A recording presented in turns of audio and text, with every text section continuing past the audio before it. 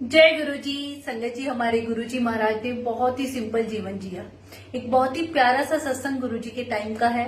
गुरु जी उन वक्त कभी भी किसी संगत के बिना बताए ही अचानक से उनके घर पहुंच जाया करते थे। बात 1989 की है। जालंधर में गुरु जी की पुरानी संगत आंटी अचानक से जिनकी डोर बेल बजती है, बिटिया के डोर खोलती है तो सामने गुरु जी को पाती है। हैरान रह जाती है। गुरु जी महाराज अंदर आते हैं और बिटिया से पूछते हैं, बेटा तेरी मम्मी किथे है? तो बिटिया कहती है, गुरुजी वो तो किचन में खाना बना रही है। तो गुरुजी सीधा किचन में ही पहुंच जाते हैं, आंटी से मिलते हैं और आंटी को कहते हैं, मैंने किसी के घर जाना है और मुझे बहुत तेज भूख लगी है, क्या बनाया है तूने?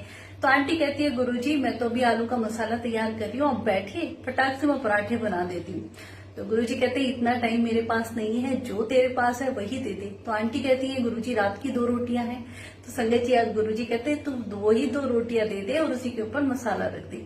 तो ऐसे हमारे गुरुजी महाराज बिल्कुल सिंपल, कोई दिखावा कुछ भी नहीं, और वही 2 रात की रोटियां गुरुजी खाने लग जाते हैं। और वो आलू का मसाला गलती से उनकी शर्ट पे गिर जाता है, निशान पड़ जाता है। अब गुरुजी बड़े परेशान कि मुझे तो संगत के घर जाना है। तो आंटी कहती है, गुरुजी आप थोड़ी देर रुकिए, मैं इसको वॉश कर देती हूँ। गुरुजी कहते नहीं, ऐसा कर तो अपने पिताजी की अलमीरा मुझे बता। वहां जाते हैं, उनके पिताजी का और गुरुजी का साइज एक था। हैंगर में से एक शर्ट निकालते हैं और पहन लेते हैं। तो ऐसे हमारे गुरुजी महाराज, आंटी बताती हैं, गुरुजी हर बार 4 शर्ट 4 पैंट ऐसे जोड़े में खरीदा करते और फिर उनमें से कुछ पिताजी को दे दिया करते। कितनी ही संगत है, इतने कीमती कीमती गिफ्ट गुरुजी के लिए लाया करती, गुरुजी कभी अपने पास नहीं रखते। जो भी संगत उस वक्त वहां बैठी होती सब में बांट देते। हमारे गुरुजी महाराज ने कभी अपने लिए कुछ लिया ही नहीं, केवल संगत की भलाई और संगत को ब्लेस करने में ही लगे रहते। जो भी उनके पास था सब संगत को बांट दिया।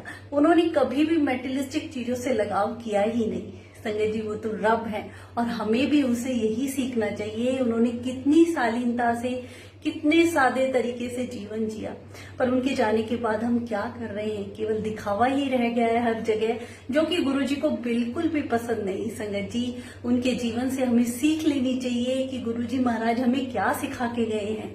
ना ही हमें किसी दिखावे में यकीन करना है, ना ही हमें अहंकार रखना है। इतने नीमे होकर भगवान महाशिव धरती पे आए और हम लोगों का कल्याण करके गए। आप सोचिए ना, कैसे नीमे होके गुरुजी की आपने पुरानी वीडियो भी देखी होगी, हाथ जोड़ के हर संगत को प्रणाम करना। भगवान महाशिव खुद, आप सोचिए, हम तो इंसान हैं मामूली, और हम कितनी बार कितनी अकड़ में, अहंकार में रहते हैं कि सामने वाले को पूछते भी नहीं। संगत जी तो ये बिल्कुल गलत है। हमें अपने गुरुजी के जीवन से बहुत कुछ सीखने को मिलता है। उनके बताए हुए वचनों पे अगर हम चलें तो हमारा जीवन इतना आसान हो जाता है। जिस तरीके से हमारे गुरुजी महाराज ने बिल्कुल सिंपल तरीके से जीवन जिया। गुरुजी हमेशा सत्संग बहुत सिंपल तरीके से करवाया करते थे, पर आजकल जितना भी दिखावा रह गया है, सोचिए गुरुजी को पसंद आता होगा? बिल्कुल भी नहीं। संगत जी हम कुछ भी करते हैं गुरुजी को खुश करने के लिए करते हैं, तो हमेशा गुरुजी के बताए हुए वचनों पे चले और उन्हीं के अकॉर्डिंग जैसे गुरुजी किया करते थे, हमें उन्हीं नियमों का पालन करना चाहिए। शुक्राना गुरुजी।